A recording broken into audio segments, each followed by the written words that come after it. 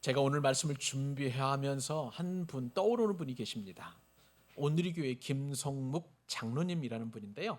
이 김성묵 장로님은 제가 두란노 회사에 다닐 때부터 교제하는 아주 그 성품이 온유하시고 또 굉장히 또 성실하신 그런 장로님인데, 그때도 뭐 교제하고 있었었는데 지금은 이제 교제하지 않고 있습니다만은, 여하튼 김성묵 장로님이라는 분이 계시는데, 이 장로님이 어떤 분이신가? 젊었을 때부터 사업을 하신 그 장로님이신데요, 사업에 굉장히 성공한 그런 장로님이셨습니다. 그러니까 막 젊었을 때부터 열심히 일하시고 밤낮으로 수고하면서 그렇게 애쓰는 그런 장로님이셨는데, 어느 날 문득 중년이 되고 보니까 마음에 좀 공허함이 생기더라는 거예요. 영적인 공허함이 생겼고, 내가 왜 이렇게 열심히 살아야 되나, 그것을 생각을 해보니까 참 답답하다라는 것입니다.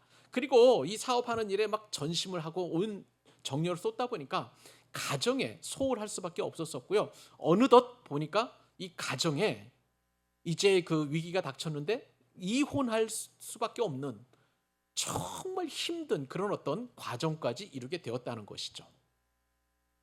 자, 그래서 이제 장로님 고민하게 되었습니다. 영적으로도 그렇고 또 가정적으로 위기가 맞으니까 사업이고 뭐고 인생에 굉장히 깊은 회의가 들었다는 거예요. 그런 상황 속에서 이제 그 온누리교회 담임 목사님이신, 지금은 뭐 돌아가셨습니다만은, 하용주 목사님께서 장로님을 찾더라는 거예요. 그러면서 장로님에게 이런 말씀을 하셨습니다. 장로님, 우리 교회에 가정 회복 프로그램을 한번 좀 만들어 주십시오라고 그렇게 말씀하시더라는 것입니다. 자, 지금 장로님은 어떤 상황이라고요? 이혼 위기까지 몰리는 그런 상황인데 가정 세미나, 가정 회복 프로그램을 만들어 달라는 그런 부탁을 하셨다는 거예요. 그도 그럴 것이, 이제 온누리교 하용주 목사님께서 이제 해외에 안식년을 다니셨다가 돌아오셨는데, 그러면서 하나님께 주시는 마음이 한 가지 있었더랍니다. 한국 사회가 위기를 맞게 된 것은, 한국 국가가, 대한민국이 위기에 처하게 된 것은 모든 가정들이 좀 허물어져 가는 그런 상황이니까 이 가정을 회복시키지 아니하고는 교회 일꾼도 만들어내는 것도 그렇고 또 대한민국이 건강하게 이렇게 살아가는 것도 참 안 되겠다 싶어서 하나님 그런 마음을 주셨다는 거예요. 그래서 이리저리 적임자를 찾다 보니까 김성묵 장로님이라면 아주 적임자일 것 같다는 그런 말씀을 하셨다는 거예요. 자, 장로님이면 보통 목사님 말씀하시면 굉장히 부담감을 갖잖아요. 그리고 그것이 그냥 예사롭게 들리지 않잖아요. 그래가지고 하나님의 음성이 아닌가 싶어가지고 무려 3개월 동안 새벽에 나가서 하나님의 뜻을 구했답니다. 하나님, 목사님께서 이렇게 말씀하시는데 가정 회복 세미나라니요, 저보고 그걸 개최하라고 그 말씀하시는데, 저는 지금 가정에 위기가 생겼고 자녀들과 저와의 관계도 좀 엉망인 것 같고 또 아내와 이혼 위기까지 처하게 되었는데 이 문제를 도대체 어떻게 하면 좋겠습니까? 자, 그렇게 그럴 때 하나님께서 딱 나타나셔가지고, 아니야, 하나님께서 이렇게 말씀하시면 얼마나 좋겠습니까? 아니야, 가정이 곧 회복될 거야, 너는 잘할 거야. 하나님 그렇게 말씀하시던가요? 안 해요. 그렇게 말씀하시지 않으셨습니다.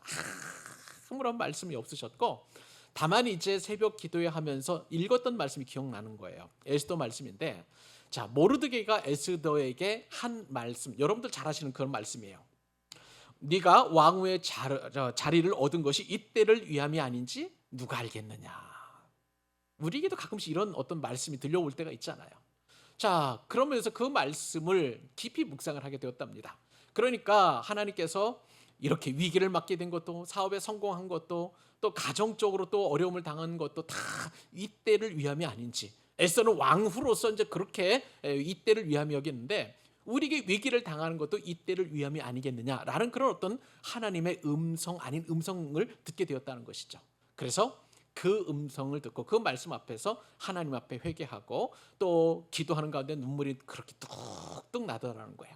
많은 또 회개와 또 감격과 또 하나님께서 나를 여전히 기억하시는구나라는 그 생각을 가지시고 가정 회복 프로그램을 이제 만들게 되었는데, 그것이 여러분 잘 아는 것처럼 아버지 학교가 되었습니다. 아버지, 사실 그때 당시나 지금이나 마찬가지입니다만은 가정의 가장 큰 문제는 뭐냐면 아버지예요. 아버지가 살아야 영적 가장이 아니겠습니까? 그 가정이 사는 것이고, 아버지가 하나님 앞에서 올바로 서야만 이제 그 가정뿐만 아니라 또 공동체, 교회, 그다음에 회사나 또 아니면 직장도 온전히 설 수 있는 것인데, 영적으로 가장이 무너졌으면 그 모든 공동체는 다 허물어질 수밖에 없는 것이죠.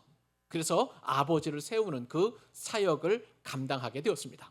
지금은 국제 아버지 학교로 그렇게 이름이 변경될 정도로 엄청나게 전 세계에 영향력을 미치게 되었는데요. 그래서 이 아버지 학교가 뭐 미국이라든지 캐나다, 그다음에 중남미, 저 남미 쪽뿐만 아니라 아시아, 오스트레일리아, 유럽, 그리고 뭐 전 세계에 이르러 가지고 지금까지도 계속 세미나를 진행하게 되었는데, 전 세계 100만 명 이상의 아버지들이 이 세미나를 통해서 회복하고 아버지의 권위, 그리고 그것을 회복한 이후에 하나님께서 아버지를 통해서 그 가정을 축복하시니까 교회가 건강하게 살아나더라는 거예요. 여러분, 이것이 바로 하나님께서 저와 여러분에게 주시는 꿈인 줄로 믿습니다. 하나님은요, 꿈을 주시되 어떤 목회자에게만 꿈을 주시는 게 아니에요. 뭐 에스겔 선지자, 다니엘 선지자처럼 이 선지자, 하나님 앞에 특별히 쓰임 받는 그런 사람에게만 하나님께서 꿈을 주시는 것이 아니라 평신도에게, 심지어는 저와 여러분 누구에게도 상관없이, 그것은 나이나 성별이나 또 빈부 귀천이나 상관없이, 많이 배운 사람이나 적게 배운 사람이나 상관없이 하나님께서는 우리에게 꿈을 주시는 것입니다. 저는 오늘 말씀을 준비하면서 우리 교회에도 김성묵 장로님과 같은 꿈을 가진 분들이 나오기를, 또 그렇게 하나님 앞에 쓰임받기를 간절히 소망하게 되었습니다. 여러분들이 그 주인공 되시기를 주님의 이름으로 축복합니다. 저는요, 꿈을 꾸는 사람들을 비저너리라고 그렇게 이야기하고 싶습니다. 비전, 꿈 아니겠습니까? 비저너리, 꿈을 가진 사람이라고 생각이 되는데요. 오늘 본문에 보면 평신도이면서 이 비저너리가 한 사람 등장하지요. 누구입니까? 요셉입니다. 요셉은 꿈꾸는 사람이라는 그런 별명을 갖게 되었고, 뿐만 아니라 이 꿈꾸는 사람이 이제는 거기서만 머무는 것이 아니라 꿈을 해석하는 그런 능력자이게 되었고요. 또 거기서만 머무는 것이 아니라 그 꿈에 대한 실행자, 이규제큐터라고 영어로 표현하고 싶은데, 그 실행자로서의 삶을 살아가는 사람이 바로 이 요셉이었다는 것이죠. 요셉은 대제국 애굽의 한 사람의 작은 노예에 불과한 그런 사람이었습니다마는, 놀랍게도 하나님께서는 이 비저너리, 그리고 이 꿈의 실행자인 요셉을 통해서 애굽을 살립니다. 그리고 애굽 땅의 기근으로 인하여 고통 가운데 내려왔던 야곱의 자녀들을 살려서 민족이 되게 하고요. 그 지역에 있는 고대 근동의 어떤 팔레스타인 지역뿐만 아니라 저 멀리 메소포타미아 지역까지도 그 기근에서 살려내는 엄청난 꿈의 실행자로서 하나님께서 쓰시게 되었다는 것이죠. 사랑하는 여러분, 우리 하나님 앞에 기도합시다. 오늘 말씀 들은 이후에 하나님, 우리에게 꿈을 주옵소서, 아니 나에게 꿈을 주옵소서라고 그렇게 기도하는 여러분 되었으면 참 좋겠고요.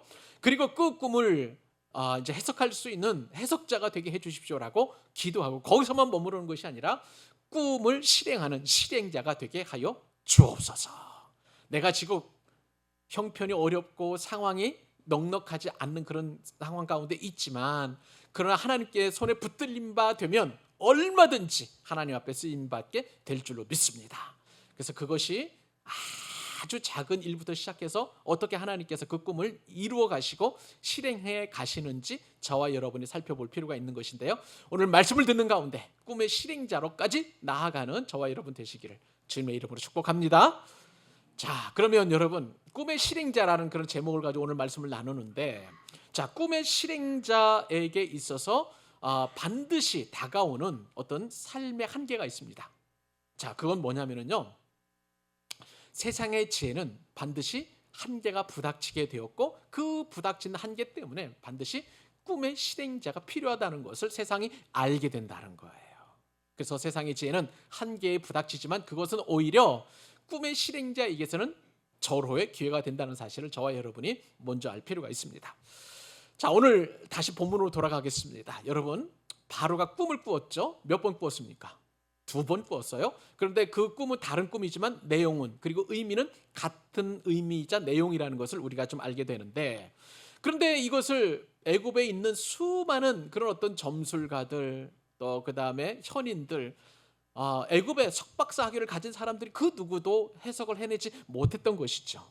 자, 그런데 이런 위기 앞에서 세상의 지혜는 해답이 아니라는 것을 요셉이 그렇게 증명을 하게 되었는데, 오늘 말씀을 보니까 요셉은 꿈을 해몽하면서 자, 세상의 한계는 오히려 하나님의 능력을 나타내는 계기가 된다는 것을 저와 여러분들에게 말씀해 주고 있습니다. 자, 그 말씀 오늘 17절로 24절까지 우리 8절 한번 천천히 읽어보도록 하십시다. 자, 다시 한번 읽습니다. 시작. 바로가 요셉에게 이르되 내가 꿈에 나일 강가에 서서 보니 살찌고 아름다운 7 암소가 나일 강가에 올라와 갈밭에서 뜯어먹고 그 뒤에 또 약하고 심히 흉하고 파리한 7 암소가 올라오니 그같이 흉한 것들은 애굽 땅에서 내가 아직 보지 못한 것이라.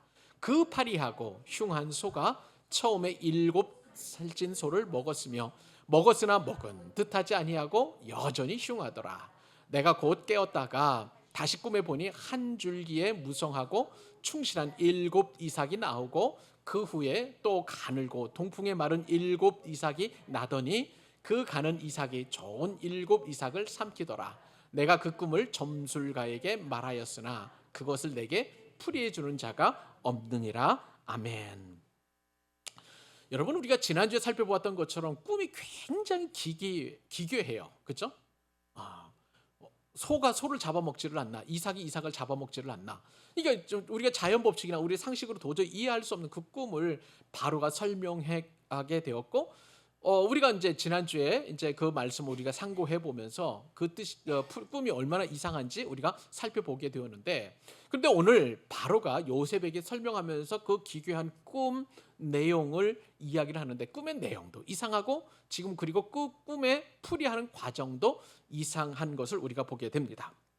저는요, 일단 그 내용은, 풀이하는 내용은 좀 이따 살펴보고, 이 과정이 정말 이상하다는 생각을 하게 되었습니다. 어떻게 보면 굉장히 우스꽝스러운데 무슨 얘기입니까?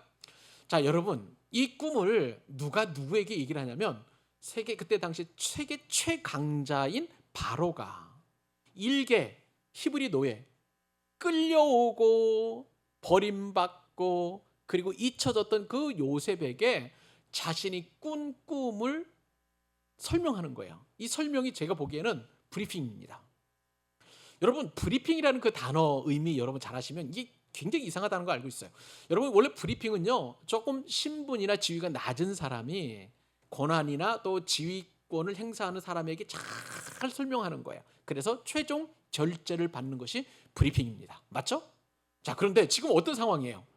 세계 최강의 권력자가 일개 노예에게 지금 브리핑을 하면서 자신의 앞날과 그리고 애굽 대제국의 앞날을 어떻게 할지 해석해달라고 그렇게 부탁하는 모양새를 하고 있습니다.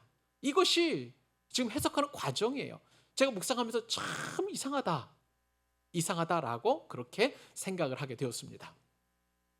여러분, 바로가 꾼 꿈은요, 세상 사람들이 이해하지 못하는, 해석해내지도 못하는 그런 꿈인 거예요.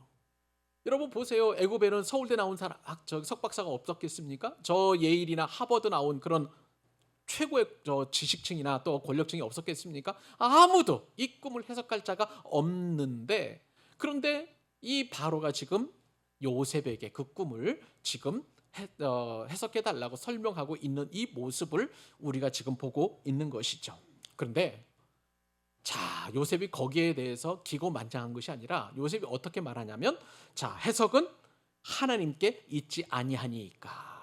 또 바로에게 말하죠. 하나님께서 바로에게 편안한 대답을 하시기를 원하나이다. 그렇게 창세기 41장 16절에서 그렇게 이야기하고 있는 거예요.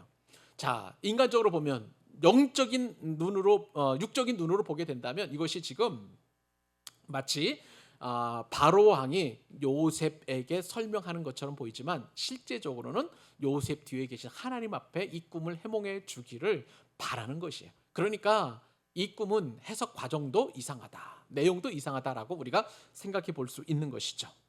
자, 그런데 이 꿈을 이제 설명하는 과정 속에서 앞에서 읽었던 우리 말씀, 자, 창세기 41장 1절에서부터 또 그 7절까지 바로가 꾼 꿈의 그 내용이 나오는데 앞에 꿈하고 지금 바로가 설명하는 그 내용하고 약간 다른 점이 있어요.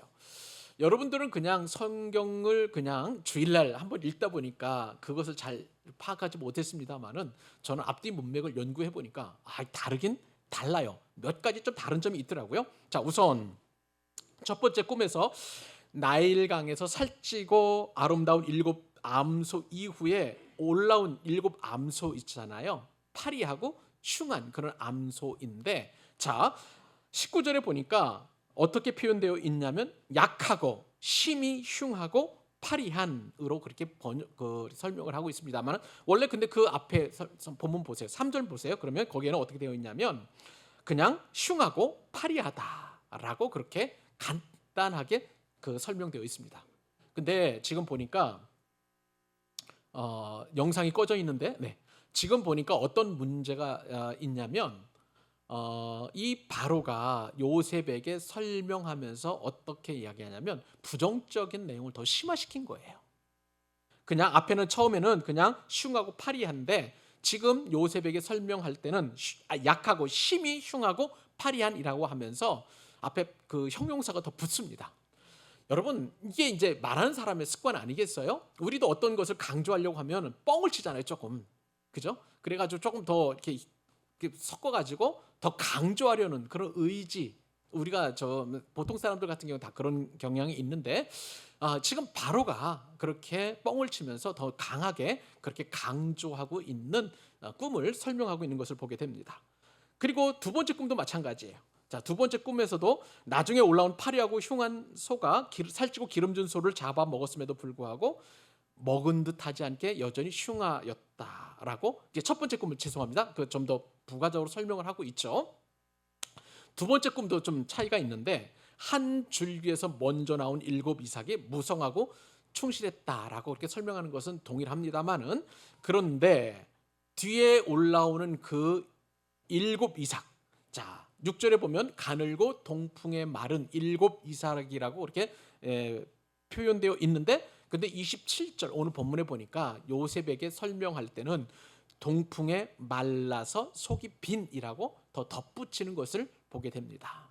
더 강조하는 것이죠. 더 부정적인 내용을 바로가 나름대로 의미 있게 요셉에게 설명하는 것을 보게 됩니다. 자, 그러면 여러분, 이 꿈을 통해서 바로가 지금 가지고 있는 생각은 뭐냐면 이 꿈을 해석을 못하니까 지금 답답한 거예요. 마음이 지금 어두운 거예요. 그러니까 그러다 보니까 이 바로의 속내를 이처럼 더 부정적인 것을 더 강조하면서 더 강하게 그렇게 이야기하면서 덧붙이는 것을 보게 됩니다. 여러분, 우리가 이 성경을 읽으면서요, 이게 성경 안으로 더 깊이 들어가게 되면 바로의 심정을 우리가 더 잘 이해할 수 있게 되는 거예요. 우리도 어떤 문제 앞에서 참 그 문제가 정말 힘들 때에는 그 문제가 그냥 단순한 문제가 아니라 크고, 그리고 내 마음을 짓누르고, 그리고 내 삶을 사로잡으니까 얼마나 힘겹겠습니까? 그것을 밖으로 표현할 때 그것을 이제 기도 제목으로 내놓는다든지 혹은 간증하다 보면 더 풍성하게 부풀려고 하는 우리들의 모습과 바로의 지금 심정이 별반 다르지 않다는 것을 우리가 알게 됩니다. 여기서요, 하나님의 섭리가 들어 있습니다. 어떤 섭리냐면 바로는 어떤 사람이에요? 세상의 모든 지혜를 다 모을 수 있는 그런 권력자 아니겠습니까? 그러니까 바로는요, 모든 지혜 위의 지혜예요. 지혜의 결정체예요. 그리고 바로 앞에서 그 어떤 인간의 문제, 제국의 문제를 해결할 수 없는 문제는 없는 거예요. 마치 전능자처럼 그렇게 불려지고 또 위치에 있는 존재가 바로임에도 불구하고 이 꿈, 하나님께서 꾸게 하신 그 꿈으로 말미암아 바로는 지금 세상의 모든 권력, 지혜, 세상의 모든 지위, 그 어떤 것도 바로에게 짓누르고 있는 이 꿈의 문제를 해석할 수 없다는 거니, 그것이 바로의 입장에서 보면 너무 힘든 거예요. 이것이 바로 세상입니다. 세상은요, 다 가진 것 같지만 그 가진 것 이상으로 한 가지 작은 어떤 영적인 문제로도 그 문제를 해결할 수 없다는 거예요. 이것이 바로 세상이 가지고 있는 한계인 거예요. 한낱 그 꿈 때문에 바로는 지금 번뇌하고 고민하고 고통스러워하고 있는 그런 상황인 것이죠. 자, 여러분, 이 말씀을 통해서 우리가 알 수 있는 것은 무엇이냐면요, 세상에 아무리 지혜롭게 보여도 영적인 눈 없이는 해석이 불가능하다는 사실을 우리에게 말씀해 주십니다. 바로의 지혜자들, 현인들은 바로에게 조언도 합니다. 그리고 바로가 어떻게 애굽을 잘 통치할 수 있을지 그렇게 해답을 제시해 주기도 하고요. 때로는 또한 바로로 하여금 올바른 결정을 내릴 수 있도록 옆에서 자문 역할을 하지만, 그러나 그 꿈 문제만큼은 해결할 수 없는 인간의 지혜, 세상의 지혜의 한계가 명확하게 드러나 있다는 것을 우리가 알게 됩니다. 이 말씀을 통해서 하나님께 하시고 싶어 하시는 그 의도는 무엇일까요? 세상의 모든 문제는, 세상의 모든 갈등은, 이 세상에 있는 모든 또한 그 싸움은 하나님께서 그 문제를 해결해 주지 않는 한 참된 평안도 해결도 없다는 것을 저와 여러분에게 말씀해 주고 있습니다. 세상의 방법과 논리가 아무리 합법적이라 할지라도, 아무리 논리적이라 할지라도 영적인 문제를 해결할 수 없다는 것을 저와 여러분에게 이 말씀을 통해서 하나님은 말씀해 주고 싶어 하시는 것입니다. 여러분, 여러분들이 앞길에 문제가 있죠? 여러분들 가운데 지금 현재 당면하고 있는 그런 어떤 현안들도 있죠? 내 앞의 문제, 내 가정의 문제, 내게 닥친 그런 어떤 현안들, 그리고 내가 풀 수 없는 인생의 수많은 그 문제들 앞에 참된 문제의 해결자, 그 해답은 오직 하나님이심을 말씀하고 싶어 하신다는 것입니다. 사랑하는 여러분, 세상의 지혜는 반드시 부닥치게 되어 있습니다. 세상의 지혜로 그 어떠한 하나님의 아주 손톱만한 작은 문제도 해결할 수 없다는 것을 우리는 이 말씀을 통해서 깨달을 필요가 있는 것이죠. 그러므로 문제 앞에 계시다면 그 문제를 하나님 앞에 가지고 가실 수 있기를 바랍니다. 바로 왕이 잘한 것이 뭐냐면 그 해결할 수 없는 문제를 요셉에게 가지고 나갔다는 거예요. 사랑하는 여러분, 그 문제를 하나님 앞에 가지고 나가시기 바랍니다. 때로는 기도로, 때로는 말씀으로, 때로는 또한 영적인 어떤 성숙한 분에게 조언하고 목회자에게 또 기도 부탁을 하면서 그 문제를 하나님 앞에 가지고 나가실 수 있기를 바랍니다. 그러면 어떤 은혜가 주시는지 잠언서 3장 5, 6절 말씀 여러분들에게 인생 해답으로 드리고자 합니다. 같이 한번 읽어봅니다. 시작. 너는 마음을 다하여 여호와를 신뢰하고 내 명철을 의지하지 말라. 너는 범사의 그를 인정하라. 그리하면 내 길을 지도하시리라. 여러분들의 앞길을 지도하시고 인도하시는 그 하나님의 선하신 인도하심을 체험하는 축복을 누리시기를 바랍니다. 자, 오늘 꿈의 실행자라는 제목으로 말씀을 나눕니다. 자, 두 번째 우리가 살펴봐야 될 그런 교훈은 뭐냐면, 하나님께서는 꿈의 실행자에게 하나님의 뜻을 알려주신다는 거예요. 저와 여러분에게 하나님의 뜻을 분명하게 알려주시는 줄로 믿습니다. 자, 우리는 신분이 높은 사람에게 관심을 가지고 있습니다만 하나님은 아니에요. 사람의 지위에 높고 낮음에 전혀 상관이 없고요, 하나님의 사람에게만 관심을 갖고 계십니다.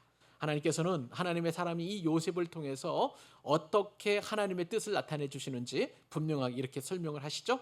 자, 요셉 그 애굽 왕 바로의 꿈을 해석해내는 요셉의 그 해석의 내용을 살펴보도록 하겠습니다. 25절로 32절까지 조금 7절인데 좀 깁니다만 같이 한번 읽어보도록 하십시다. 자, 시작. 요셉이 바로에게 아뢰되 바로의 꿈은 하나라. 하나님이 그가 하실 일을 바로에게 보이심이니이다.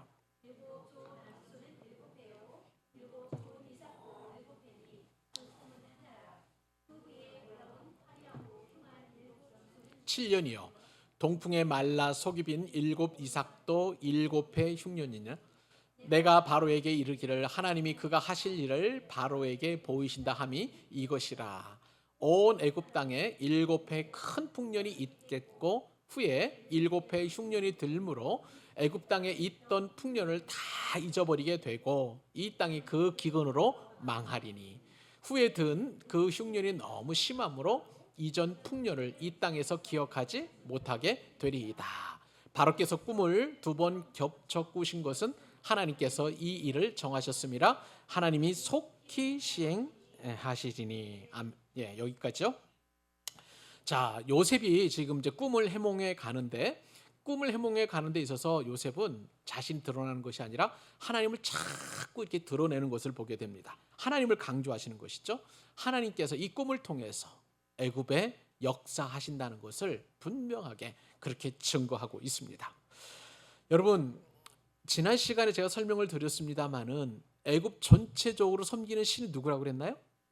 태양신이라고 그랬어요. 그 태양신의 이름을 레라고 그렇게 했습니다. 근데 애굽의 황제 이 파라오라고 보통 이야기를 하죠. 이 파라오는 그 태양신 레의 아들로 그렇게 여겼어요. 그때 당시에.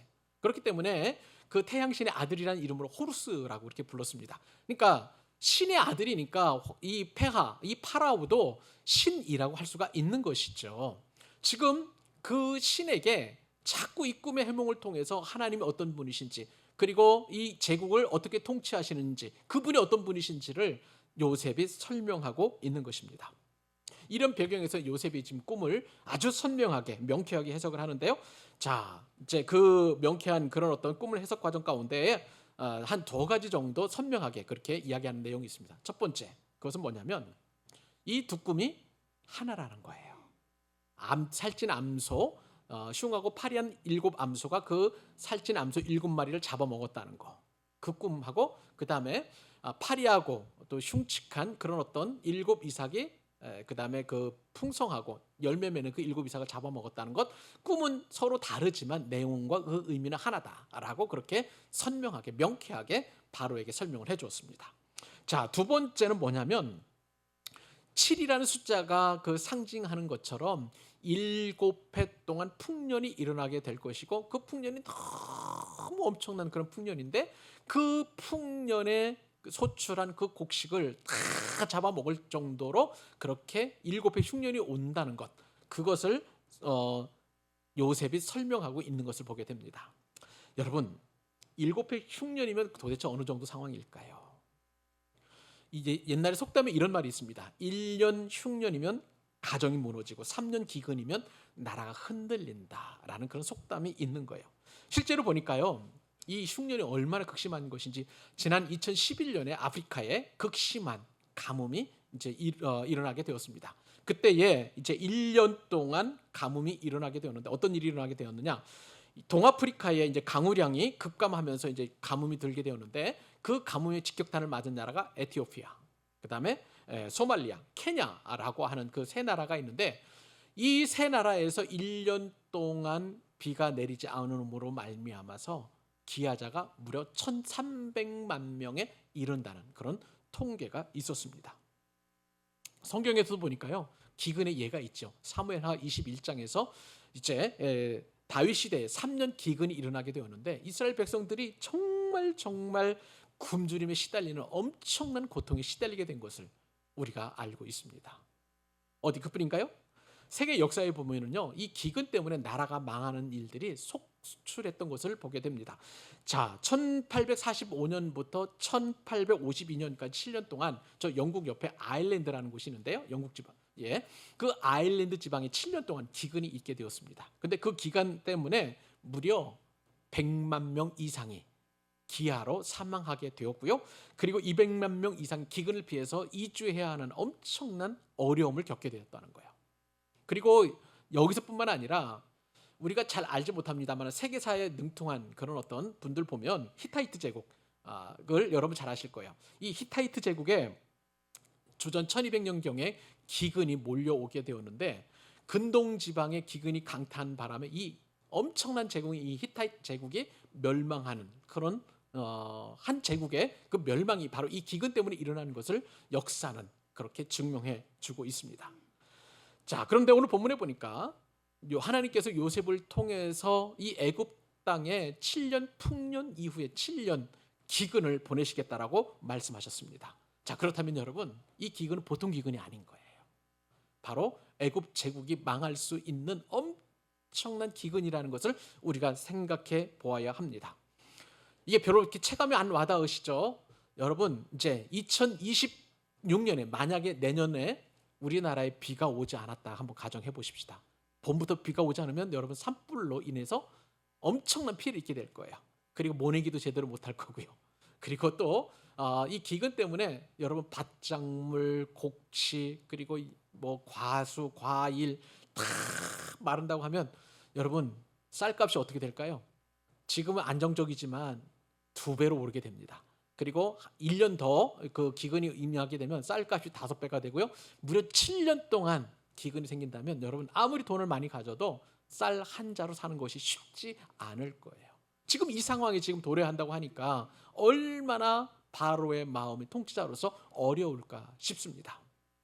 북한에 보면 예전에 그 고난의 행군 7년 동안의 그 기간이 있었잖아요. 얼마나 많은 사람들이 죽어갔는지 여러분 우리는 숱하게 들은 그 이야기를 생각해 보면 이 기근이 보통 심각한 문제가 아니라는 것을 우리가 알고 있습니다. 근데 여기서 우리가 몇 가지 사실을 알게 되는 것을 우리가 본문을 통해서 우리가 알 수 있습니다. 그래서 첫 번째는 뭐냐면 하나님이 꿈을 보여주실 때는 반드시 의도가 있다는 사실입니다. 어떤 의도인가요? 이 꿈 때문에 애굽이 어려움을 겪게 된다는 것을 요셉을 통해서 해석을 통해서 알려주는 것이죠. 하나님은요 꿈을 주실 때 그냥 주시는 것이 아니라 반드시 의도를 주십니다. 여러분 예수님께서 태어나셨을 때 동방박사가 와서 경배를 할 때 경배하기 전에 이 동방박사가 헤롯 궁에 먼저 들리잖아요.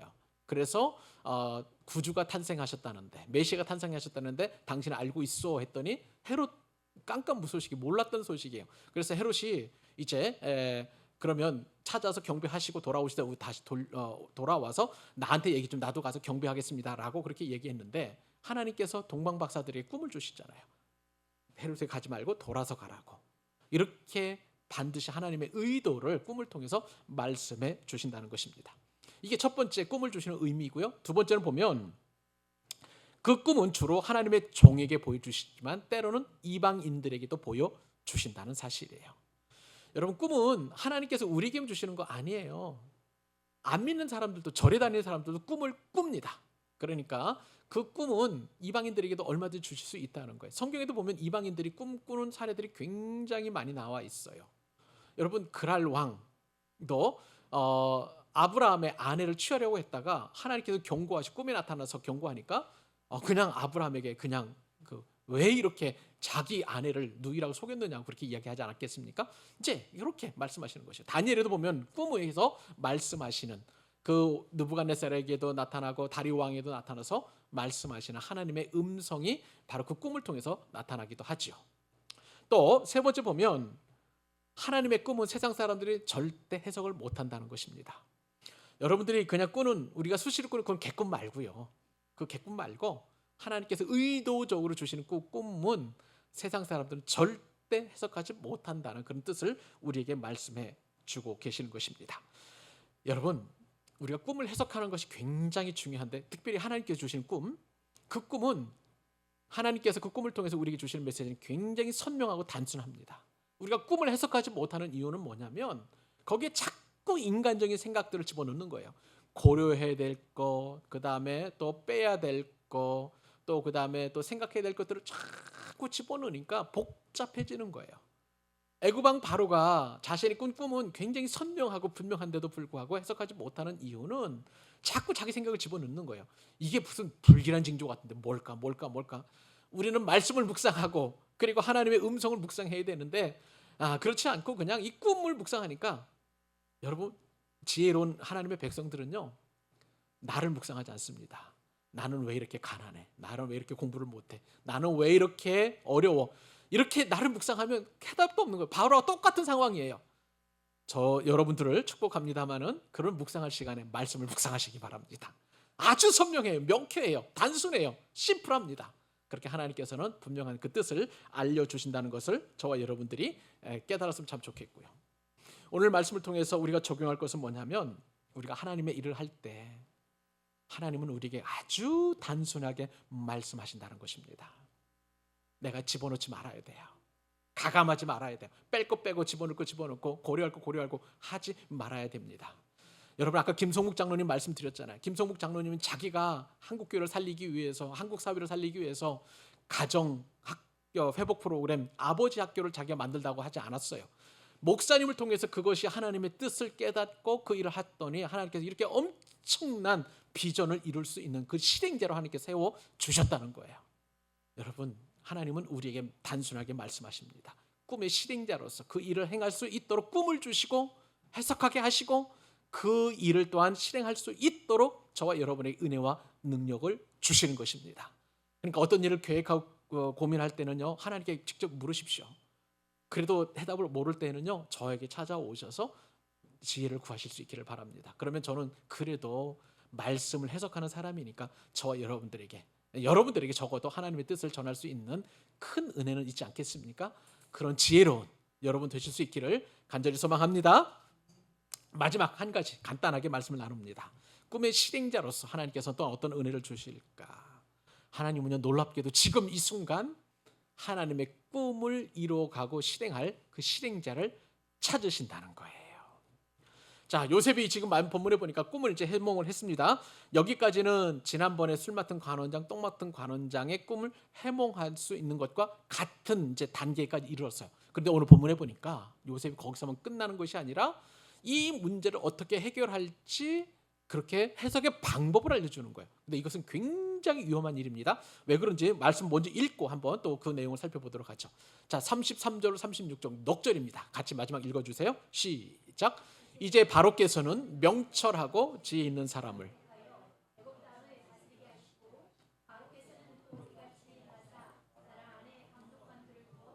그 7해의 풍년에 애굽의 땅에 5분의 1을 거두되 그들로 장차 올 풍년의 모든 곡물을 거두고 그 곡물을 바로의 손에 돌려 양식을 위하여 각 성읍에 쌓아두게 하소서. 이와 같이 그 곡물을 이 땅에 저장하여 애굽 땅에 임할 7해 흉년에 대비하시면 땅이 이 흉년으로 말미암아 망하지 아니하리이다. 아멘. 자, 요셉은요 지금 꿈을 해몽하는 것을 뛰어넘어서 이제는 그 문제를 어떻게 해결할지 해결책을 제시해 주고 있습니다. 자, 그 해결책은 뭐냐면 명철하고 지혜 있는 사람을 택해가지고 풍년 동안 그 소출의 5분의 1을 저장하라는 거야. 근데 그것을 애굽에 있는 그 수도에 저장을 하는 것이 아니라 각 성에 국고성을 만들어 가지고 그 성에다가 그 곡물들을 다 저장해 놓으라는 거예요. 여러분 한번 생각을 해보세요. 지금처럼 KTX를 타고 갈 수 있는 것도 아니고 그리고 화물차가 있어가지고 엄청난 곡물을 실어 나눌 수 없는 거니까 그 지방에서 추수한 엄청난 곡물은 그 지방에서 저장해 놓아야 나중에 흉년이 들었을 때 풀어가지고 곧바로 이렇게 나눠줄 수 있는 거 아니겠어요? 그러니까 지혜롭게 그렇게 애굽 왕 바로에게 그렇게 조언을 한 것입니다. 그런데 여러분 이것이 성경을 읽을 때 그냥 그럴 수 있구나라고 하지만 이것은 목숨을 내놓고 해야 하는 일이에요. 왜 그러냐면요, 여러분 에스더서를 읽어보시면 아시겠지만 에스더가 그 왕 앞에 나가는 것이 왜 두려웠겠습니까? 왕이 부르지 않는데도 아무리 왕비라 할지라도 자기가 먼저 나가게 되면 그냥 바로 직질 처분이에요. 하물며 요셉이 지금 어떤 상황이에요? 요셉은 종입니다. 자, 종인데 그런데 주제넘게 대제국의 왕인 애굽 왕 바로에게 이렇게 하라고 권면을 해요? 조언을 해요? 그것은 그 자리에서 그냥 바로 참수를 시켜도 전혀 이상하지 않는 그런 상황이었던 것입니다. 근데 애굽 왕 바로에게 어떤 마음을 주셨습니까? 요셉이 그렇게 이야기를 하니까 그 꿈을 해몽해 주는 것도 참 고마운데 거기다가 해마다 7년 동안 풍년이 될 때마다 5분의 1씩을 소출을 그 각각의 국고성에 저장해 놓으십시오. 그리고 한 사람을 세워가지고 지혜 있는 사람, 명철한 사람 세워가지고 그것을 잘 배분하고 저장할 수 있도록 그렇게 나라를 통치하게 해주십시오 라고 그렇게 조언을 하게 되었다는 거예요. 여러분, 요셉이 이 조언하는 가운데 만약에 그 일을 할 적임자가 바로 접니다 라고 했었으면 요셉은 목숨이 10개라도 부족했을 거예요. 아니죠. 요셉은 그렇게 하지 않고 세우라고 조언합니다. 자신이 아닌 어떤 지혜롭고 명철한 사람을 세워서 그 일을 진행하라고 이야기했는데 사실 그 일을 진행할 사람은 누구예요? 요셉이었어요. 요셉은 자기가 자신을 천거하지도 않았고 드러내지도 않았지만 이 이야기를 하면 할수록 더 드러나는 것은 요셉 자신이었던 것입니다. 하나님께서 요셉을 그렇게 세우시고 하나님께서 요셉을 그렇게 드러나게 하셨다는 것을 보게 됩니다. 여러분, 교환에 보면 낭중지추라는 그 사자성어를 제가 소개해 드렸습니다. 이게 무슨 얘기예요? 주머니 속의 송곳이에요. 주머니 속의 송곳은 아무리 감추려고 해도 그 송곳이 드러나게 되어 있는 거예요. 요셉은 자신을 감추려고 그렇게 애써도 이 일을 하게 될 적임자는 바로 요셉이라는 것이 은연중에 드러나게 되었다는 것을 보게 되면 하나님께서 요셉을 어떻게 세우시고 어떻게 높여주시는지 분명하게 오늘은 이 본문을 통해서 우리가 말씀을 통해서 깨닫게 되는 것이죠. 여러분, 하나님은요, 저와 여러분들이 하나님을 높이게 될 때 주머니 속에 있는 송곳처럼 그렇게 두드러지게 드러나게 되십니다. 하나님의 뜻이에요. 근데 우리는 그 하나님의 뜻도 모르고 늘 이래요. 하나님, 저는 별 볼 없는 사람이에요. 나 같은 사람이 어떻게 이 하나님의 일을 합니까? 하나님, 저는 그저 소심하고 저는 그렇게 또 피곤하고 저는 그렇게 능력도 없는 사람이니까 다른 사람, 좋은 사람 한번 찾아보세요. 그렇게 얘기하는 것이 저와 여러분의 습관 아니겠습니까? 아니에요. 하나님께서 쓰시고자 하는 자는 반드시 하나님께서 능력 주시는 줄 믿으시기 바랍니다. 하나님은 저와 여러분들 사명자로 부르실 때 우리의 능력 보고 우리의 은사 보고 우리가 가지고 있는 재능 보고 선택하신 것이 아니에요. 그 일을 감당하시면, 우리에게 사명을 주시면 그 일을 감당하실 수 있도록 우리에게 지혜와 능력과 자본과 심지어는 사람까지도 붙여주시는 줄 여러분 믿으시기 바랍니다. 김성국 장로님이 아버지 학교 처음 열었을 때에 처음에 초라하게 시작을 했어요. 온누리교회에서 그냥 작은 소규모로. 근데 그것이 소문이 나고 그 안에 성령의 기름 부으심이 있고 역사하니까 그 안에서 아버지들이 막 울은 거예요. 내가 잘못 살았다고, 내가 아내에게 잘못했다고, 내 자녀들에게 정말 미안하다고 하면서 가정에 돌아가서 회복된 아버지로서의, 남편으로서의, 영적 가장으로서의 그런 지위를 회복하니까 그것이 자꾸 소문이 나니까 사람이 붙어요. 재정도 붙어요. 온누리교회에서만 하는 것이 너무 아쉬우니까 부산에서 해달라, 광주에서 해달라, 대전에서 해달라. 그러니까 전국적으로 이렇게 확장되어 가고, 또 은혜 받은 분들이 미국에서도 초청을 하고 어디서 초청하다 보니까 자꾸 확장되어 나가는 거예요. 이것이 바로 하나님께서 행하시는 일이신 것입니다. 장로님께서 가지고 있는 자본이나 인재가 있어서 한 일이 아니에요. 하나님의 일을 하실 수 있는 그 원리는 지금도 동일한 줄로 믿으시기 바랍니다. 우리가 드러내고 자꾸 나를 인정해달라고 하는 것 하나님 쓰시지 않으세요. 반대로 하나님, 저는 못해요, 저는 그냥 능력도 없어요, 아무것도 안 돼요 라고 해도 하나님께서는 그것을 또 싫어하십니다. 그죠? 하나님께 주신 사명이 있고 꿈이 있다면 그 꿈을 이루어 가실 하나님께서 어떻게 행하실지 맡겨드리면 하나님께서 예정하시고 저와 여러분의 길을 지도하시고 인도하실 줄로 믿습니다. 말씀을 맺습니다. 하나님은 우리 모든 사람에게 사명을 주십니다. 요셉처럼 거대한 꿈을 해석하지 않아도 대제국의 재상이나 혹은 총리가 되지 않는다 할지라도 우리 각자에게 주신 그런 꿈이 있어요. 그런데 여러분 잘 생각을 해보시면 요셉이 그 꿈을 성취하고 실행할 때까지 요셉이 얼마나 주어진 일에 충실했는지 여러분 기억하실 수 있기를 바라요. 보디발의 감옥에서 가정총무로 충성스럽게 일했습니다. 요셉은 누누이 말씀을 드렸습니다만 보디발 가정에서 나에게 왜 이렇게 고통을 줬는데 하나님은 원망하지 않았어요. 보디발도 원망하지 않았어요. 형제들을 원망하지 않았어요. 그냥 주어진 일에 묵묵히 그 일을 감당한 거예요. 감옥 안에서도 마찬가지입니다. 자신을 감옥 안으로 쳐넣은 보디발 아내를 원망하거나 또 그 사람에 대하여 또 참소하지 않았어요. 대신 그 안에서 할 수 있는 일을 한 거예요. 그런 과정이 쌓이다 보니 하나님께서 대제국의 총리까지 갈 수 있도록, 그 일을 넉넉히 감당할 수 있도록 하나님께서 요셉을 쓰신 것 아니겠습니까? 내게 주어진 일이 너무나 작다 할지라도, 그냥 내게 주어진 일이 먹고 사는 일처럼 그렇게 하찮게 여겨질지라도 아니에요. 하나님 보시기에는 놀라운 일이신 것이고, 내가 가족들을 위해서 밥하는 것, 그것도 하나님께서는 놀랍게 사용하시는 축복의 도구가 되는 것입니다. 사랑하는 여러분, 우리에게 하나님의 크신 일을 행하실 수 있도록 하나님 준비하고 계시니 우리에게 주어진 지금 작은 일이라도 맡겨진 사명에 충성스럽게 감당하실 수 있기를 바랍니다. 그러면 하나님께서 저와 여러분들이 하나님의 놀라운 꿈의 실행자로 하나님께서 원하시는 만큼 마음껏 사용하여 주시는 줄로 믿습니다. 그 하나님이 바로 저와 여러분의 하나님이심을 믿고 이번 한 주간도 승리하는 믿음의 삶을 살아내기를 주님의 이름으로 축복합니다.